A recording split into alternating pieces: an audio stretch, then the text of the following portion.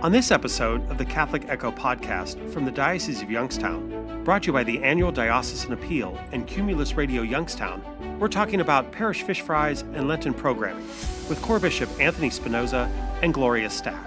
Find more about this episode's topic, including articles from the Catholic Echo, at www.catholicecho.org/podcast. And now, the special guest host of the Catholic Echo podcast, Colin Vogt. My name is Colin Vogt. I'll be your host today, and I'm joined today by ChoirBishop Anthony Spinosa from the National Shrine of Our Lady of Lebanon.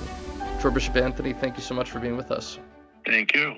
Before we launch into anything about the Lenten festivities or fish fry or anything like that, I just wanted to discuss that your church is part of the Maronite Rite. So what are some things, if people don't know, that are unique about the Maronite Rite? The liturgy itself is different from what people are accustomed to in the Latin Rite, and even different from the Byzantine liturgy. It is an ancient liturgy based upon what is known as the liturgy of Adi and Mari, which was used by the Syriac churches and both East and Western Syriac churches. So it is a different liturgy, and the spirituality is different also from the Western spirituality regarding liturgy. What are some unique aspects to the liturgy itself? The entire liturgy of the word is different from what you would expect, say, in a Roman liturgy.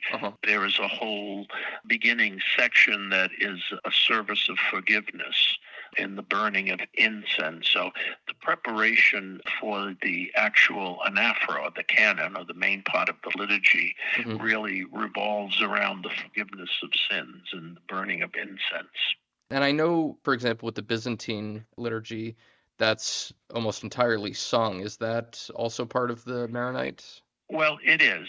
On a Sunday, it's customary to chant the entire liturgy as much as possible and as much as the priest is able to. Many times during the week, it's not sung in its entirety. It can be recited, or you can do partial chanting. It's usually left to the discretion of the priest. But a main liturgy, a Sunday liturgy, most of the time would be almost 100% chanted. And I also know that in the Maronite Rite, you guys are known for having especially deep devotion to Mary. So I'm curious, does that come out in any of the Lenten celebrations as well? Yes, it does, because the readings during Lent especially revolve around the healings of Jesus. And we know that many times when Jesus performed his miracles, his apostles, his disciples were present, and even Mary was present, and the women disciples. So, yeah, Mary is never really far from our liturgy, regardless of the liturgical season or whatever the celebration might be. I mean, it's very much a part, as it is with the Byzantine liturgy as well. So are there any cultural traditions that have remained that are very Middle Eastern in their appearance with the church or in the Lent festivities or anything like that? Well, normally in the Eastern churches, whether they're Antiochian like the Maronites or Byzantine, it was customary, and still pretty much is with many people, is to abstain from meat completely during Lent, with the exception of Sundays. Sundays were never considered a day of fast or abstinence. Regardless of the liturgical season, it's almost seen as an insult to God to fast on a Sunday, because Sunday is always the day of resurrection, regardless. But normally they would fast, and they would abstain from meat pretty much throughout all of Lent. If not able to do that, many people will and still do fast and abstain on Wednesdays and Fridays. Yeah, I had seen that you guys also do Wednesday for fasting too. Yes. They've developed an entire Lenten menu around meatless meals. So sometimes to go without meat for those 40 days of Lent is not a terrible sacrifice, because there's plenty of other stuff to eat. Okay, well, that kind of leads us into our greater discussion for today, which is about the fish fries that are going on around the diocese, and you guys are doing a fish fry at Our Lady of Lebanon. So how long has your fish fry there been going? Is it a pretty long tradition? Oh, I would say they've been doing them for a minimum of 40 years. Wow, okay. I don't know exactly when they began them, but they've been going on quite a while, long before I arrived here. So are there any things like from that sort of menu that you were describing that go into your annual fish fry? We keep it pretty much with what people in the area like. Obviously, we have fish, and we always use a very good quality fish. Mm-hmm. We do not skimp on that quality at all, because people, they want something good, Yeah. and they deserve that. Our portions are very substantial. We like to do halushki here, Right. which is not a Middle Eastern dish, but there are so many people who like halushki in the greater Youngstown area that we do accommodate them with that. It's just a big thing here at the shrine to have halushki, and we have fries and coleslaw. The one thing that we do that I don't think any other place does is that every Friday we have homemade soup along with the dinner. Right, okay. People like the homemade soup, especially when the weather is cold. Hopefully, since Lent is late this year, maybe it won't be so cold this year. Well, you never know. Fingers crossed. Yeah, exactly. Yeah. Yeah. So, yeah, and the shrine there is just so beautiful. It must just be a really special place to get to be a pastor there. Thank you. It really is. There are many beautiful parish churches, but shrines tend to be different because people come to the shrine for very specific reasons. Yeah. And they approach them a little differently than they do their parish church. Yeah. And they see it as different and as special. And it is. Shrines are usually that way for the most part. Our Lady of Lebanon, what is she, kind of an intercessor for? Well, just about everything. There is really, there is no real miracle attributed to the devotion. It's just that Mary has been so much a part of the Middle Eastern culture that she was always called the Queen of Lebanon. Right. And it's just one of those things that developed in kind of an organic way, where she was just called the Queen of Lebanon. And in the early 20th century, the shrine of Our Lady of Lebanon was built just outside the city of Beirut on the top of the mountain. Yeah. And still there today. And what we have here is a smaller replica of that. So that's really how the devotion really began. And people from all over the Middle East go to the original shrine, and even non-Christians go there as well. Have you been able to make the trip? I have not made the trip. No, I have not made the trip. Well, you've got the next best thing in your backyard, so I guess. Well, that's it. It's good. And when you have something good, you don't need to go elsewhere, I suppose. Yeah, that's right. So what else do you guys kind of do at your fish fry that makes it unique, or what do you find that it brings to your community there? It brings people who are pretty much local, but there's always that thing, and I don't know if other churches have the same experience, is that during Lent, people like to go from place to place for fish, and they like to compare the dinners. So we do get a lot of people who come infrequently, or sometimes people who have never been here before. And they make their way, and unlike, say, in parish churches where they go, they eat their fish, then they kind of leave.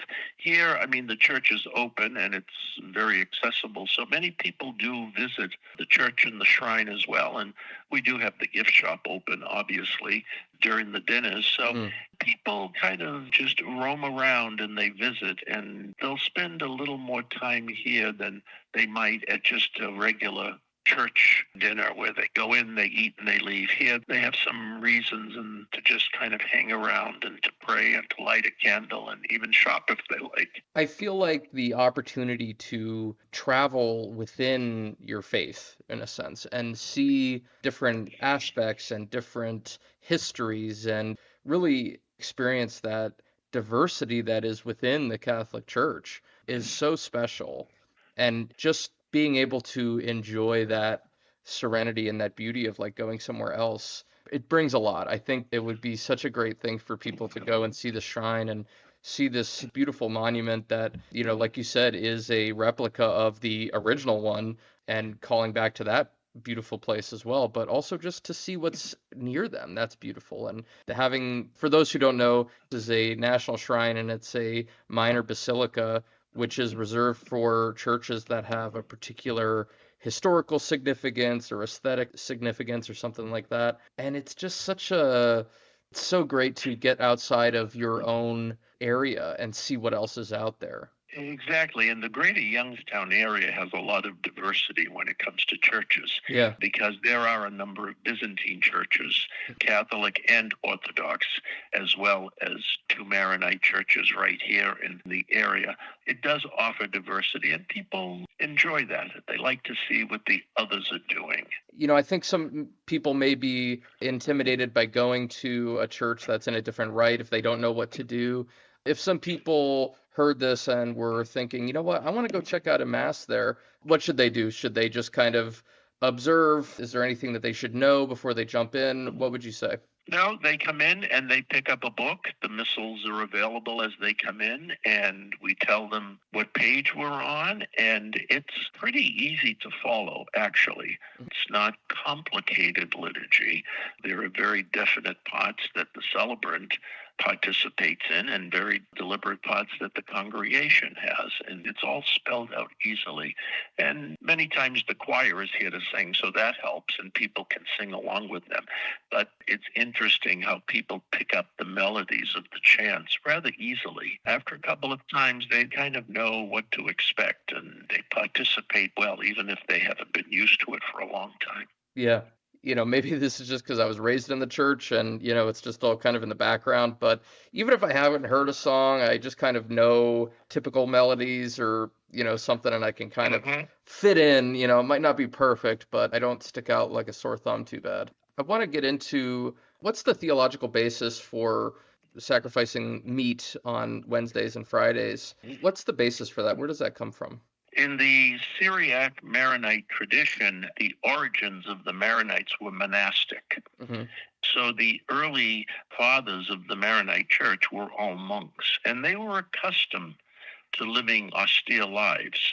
Nowadays, when we think of monasteries, we think of a building, sometimes a very large building.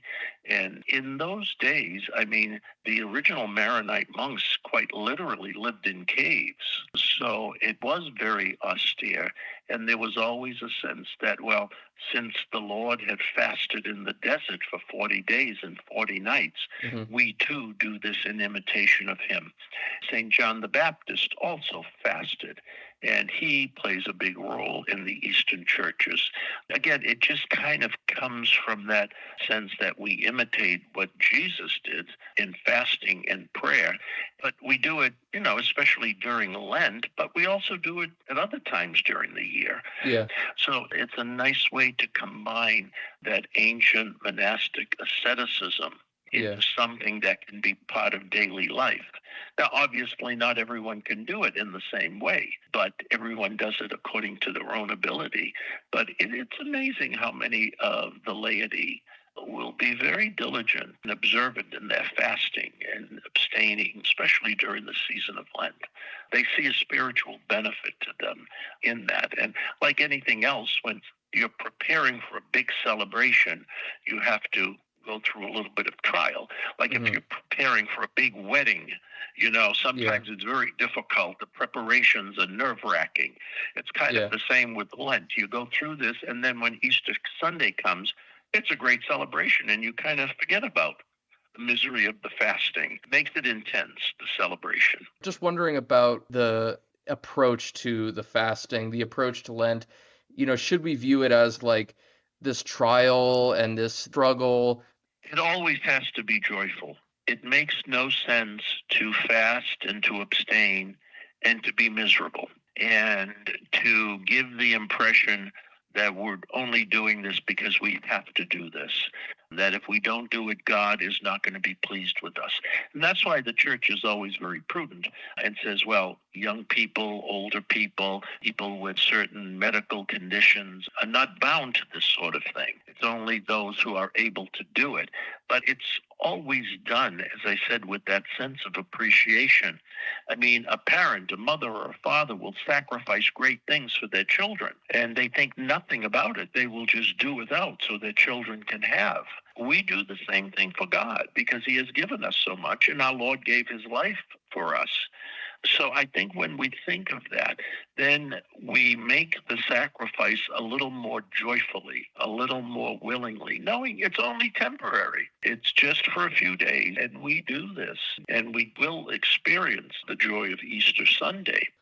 So, ChoirBishop Anthony, Yes. thank you so much for being with us today. Anything you'd like to leave the audience with? I'm just would tell them, have a good Lent and have a wonderful Easter as well. And is there anything we can do for anyone? We are always here to help. Wonderful. Well, thank you so much. Have a very blessed Lent yourself, and I look forward to speaking with you again soon. Thank you very much. I appreciate it. God bless.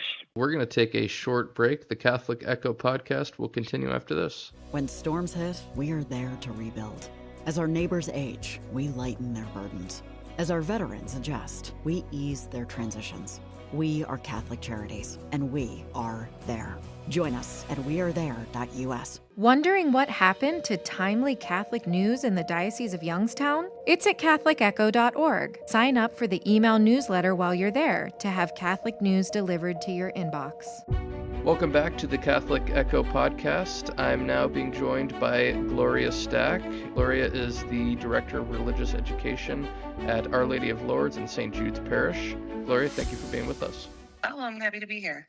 So how long has your two parishes, how long have they been doing a fish fry? Oh my gosh, as far back as I can remember. And I've been a member of the parish for about 6 years. And I know that it was a very long tradition even before I became a parishioner here. I would say probably at least 20 to 30 years they've been doing it. And what are some things that you think make your guys' fish fry unique, or what's special about the one that you do? Well, at the top of the list of things that are special about the fish fry dinners has to be the people. Last year was my first year sort of heading up the fish fries, and I was nervous going into it, obviously. When you're, kind of put in charge of an endeavor like that, it's a large one, and I didn't know what to expect, and I couldn't have been more pleasantly surprised at not just the sheer number of volunteers, but the quality of the volunteers. Folks pitched in to help that had been participating in this, again, long before I was even a parishioner at this church. They knew what they were doing. They knew how to pitch in and help out. And, they were more than happy to do it. And there was this sense of camaraderie amongst them. So it was really just a beautiful experience to watch everybody come together and pitch in for the good of their church. Yeah, amazing. And, that makes me think, so many of these fish fries that I've been covering and talking to people about, they've been going on for decades, and people take so much pride in it. But from your perspective, working in the parishes, why do you think it's such an enduring tradition? Why do they seem to be something that just continues going on and on? There's a couple of reasons. I think that one, and obviously I don't want to sound too fiscally focused, but they are a good source of revenue for any church that's considering doing these, providing that you do the right marketing and get the word out there.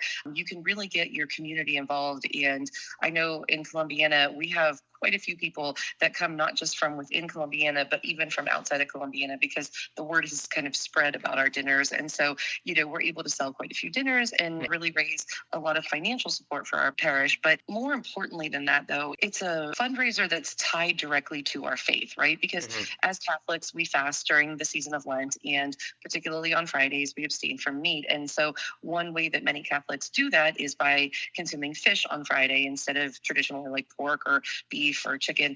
And so this isn't just a fundraiser. This is sort of our way of also sort of showcasing part of our faith and part of our tradition to the community at large. Yeah, I think that's why it's so important to do something like this, is that it kind of pushes a little bit into the secular areas, nearby us in a sense. And I was going to ask, how many people do you get in that are from your parish, and what percentage of people are not from the parish but just enjoying the tradition? Honestly, I've never really polled the people who are coming in to determine the exact levels, but I will say that there are a lot of unfamiliar faces that walk through that door. And I love seeing our parishioners, don't get me wrong, but seeing the unfamiliar faces means so much, because that means that our parish is able to connect with people in our community who may not have otherwise ever stepped through our doors. So we always try to make it a point to make sure that our environment is warm and welcoming, so that people know, hey, don't just come here for a fish dinner. You're welcome to visit us on Saturdays for Mass, on Sundays for Mass, or for any of our, events that we hold at the church. It's good for people to know that that we're here not just to provide a fish dinner, but also to provide that fellowship and that sense of community. Yeah, anything that gets us out of just the walls of our church. I know this happens within the walls of your church, obviously, but it opens the door, shall we say that? I mean, to let people into your church and have that experience, Yeah, absolutely. I mean, if we're going to be an evangelizing faith as Christ wants us to be, what better way to do that than to model his warmth and hospitality? He didn't turn anyone away, and nor would we.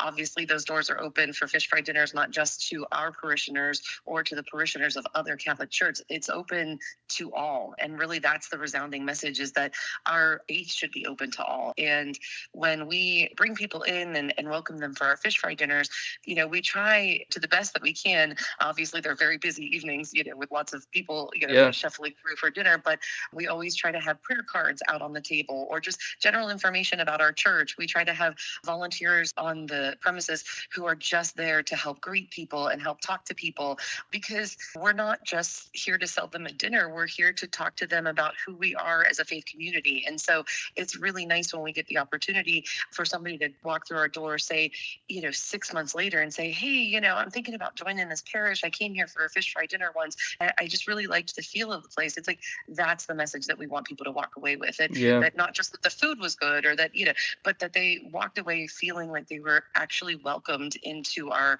church home and our faith. Because again, if we're going to model the life of anyone, it should be the life of Christ. And he didn't turn anyone away. He fed them all with the loaves and fishes, and that's what we intend to do as well. You mentioned the camaraderie that you've experienced with 6 years is a long time, obviously, to be at this parish, but still a relatively new face there. What I hear from a lot of people that do any kind of ministry work is that maybe sounds wrong to put it this way, but it's true that it benefits you just as much oftentimes as it benefits the people that you're serving. I'm honestly so glad that you asked this question, because this is an answer, and I apologize for any of our parishioners who may be listening that have heard me give this story before, but it was so impactful to me that it's sort of my go-to story of what it means to be part of a church community. At the time that my son was going to be starting kindergarten was when we were looking for a new parish, because the church that my husband and I both grew up at, it didn't have a CCD program. There was just no youth there. So we wanted my son to grow up in a CCD community that had plenty of other kids for him to participate with. And we were kind of looking around, and we had been going to St. Jude's for a little while, and I liked it there, but I just didn't feel connected there. Again, my husband and I both had gone to the same church our entire lives. And when you do that, that's a sense of home that's very hard to find somewhere else. And on a whim, I decided to sign up to volunteer to work a fish fry dinner. It wasn't until that evening that I really started to meet people there, know them by name, laugh with them, talk with them, get to know them. And it was at that point that I started to feel like I was at home. And that made such a difference for me in trying to find a new Catholic home for my family. It made all the difference between just going to church versus being a part of a church. And I think that's what's important about not just fish fry dinners, but any opportunity that you have to become involved with your church on a level other than just sitting in the pew on Sunday. While that is of utmost importance, and obviously we want people to go to Mass, you're not going to meet people and talk to people in the Mass. You're going to meet people and talk to people and get to know people by volunteering and by, coming to fish fry dinners or serving at a spaghetti dinner or, being part of an apostolate. So I really just encourage people to do that, because personally, I had such a good experience with it. And now I'm witnessing the same thing happening with my kids. They sort of just knew their CCD classmates just from going to CCD on Sunday. And now they're developing friendships outside of the classroom because they're, having fun sweeping the floors after the dinner's over. They're just really getting to know their classmates and their fellow Catholics on a level that I didn't even know my CCD classmates growing up. So it's just a really beautiful thing to see what I experienced coming to St. Jude, now carrying on in my children. In fact, we've had people that come to the dinner who have specifically told us that they come back week after week because they enjoy seeing the involvement of our youth in these dinners. Like we have them, waiting on tables or bussing the tables or helping people find their seat. Like we really try to involve them so that, again, they're growing up in that atmosphere of being involved in your church, not just attending your church. Again, I think that's such a difference. And I'm just curious, as from that story, if you can tell me just what impact it makes to have that linked to the community as part of your faith. What difference do you feel personally between, like you said, just going to a church and being a part of it? Well, it deepens it in a way that's almost indescribable. I'll try to put it into words, but it really changes. I know sometimes we all get into the habit of, you get up and you go to church on Sunday morning and you get in this routine of doing it. It becomes, I don't want to say monotonous, but it becomes sort of this habit of something that we just do. And I feel like once you make personal connections at your church where you're involved with many different activities or many different apostolates, many different forms of outreach, suddenly it's not just something you do, it's something you live. You're literally living the Word of God. We have one of the groups that I just absolutely love at St. Jude. There's a similar group at Our Lady of Lourdes. It's Caritas at St. Jude and the Gifted Mary at Our Lady of Lourdes. And it's just an outreach to feed the hungry, right? Because what better way to model the life of Christ than to feed the hungry? But, you wouldn't have that experience if you didn't have that connection with your church of, hey, I want to belong to some group. I want to, provide some service to the community. And it's that kind of involvement where you really start to live your faith. And I just think the more ways you can connect with your church, the more ways you get to engage and live the faith and live the life that Christ wants you to live. So I just think it deepens it because you get to make those personal connections with people, but then it also gives you all these opportunities to serve and live in the way that we are intended to as Catholics. God didn't give us our faith to have it exist in a vacuum, right? He brought the apostles together. He brought people together. And I think that that is what we are intended to do in our faith and in our lives, is to be amongst people and to share our faith.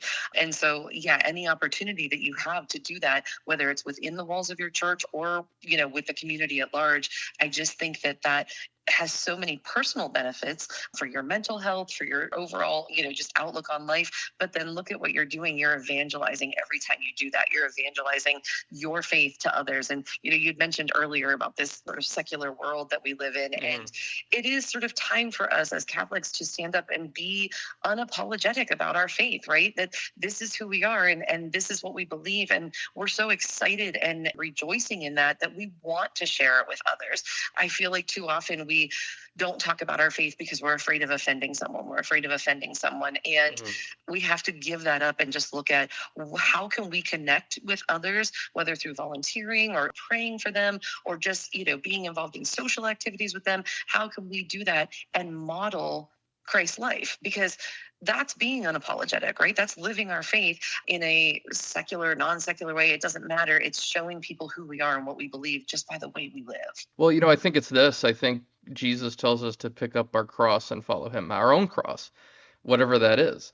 And so as long as you're picking that up, you're not despairing, because if you at least are taking a step forward, then you're carrying that cross. And he's who with knows? you. Somebody might be carrying that same exact cross, and it's not until you take up your own and join that walk, it's not until then that you realize, wow, there are a lot of other people on this same walk, on this same journey, and how much stronger I could be with them. So again, being a part of a community and making those connections with one another will help to strengthen the faith of those that are in despair. Well, Gloria, I think that's a good place to leave it at.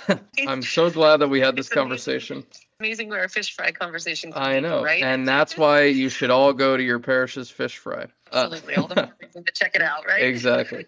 Well, Gloria, thank you so much for taking the time. Yeah, thank you. It was great to talk to you. You take care. You too. Thank you, Gloria. Again, I'm Colin Vogt. Thanks for listening to the Catholic Echo podcast. Make sure to check us out online or on the Android and Apple platforms. The Catholic Echo podcast is a production of the Roman Catholic Diocese of Youngstown. Your host has been Colin Vogt. Have a blessed day, and may God be with you.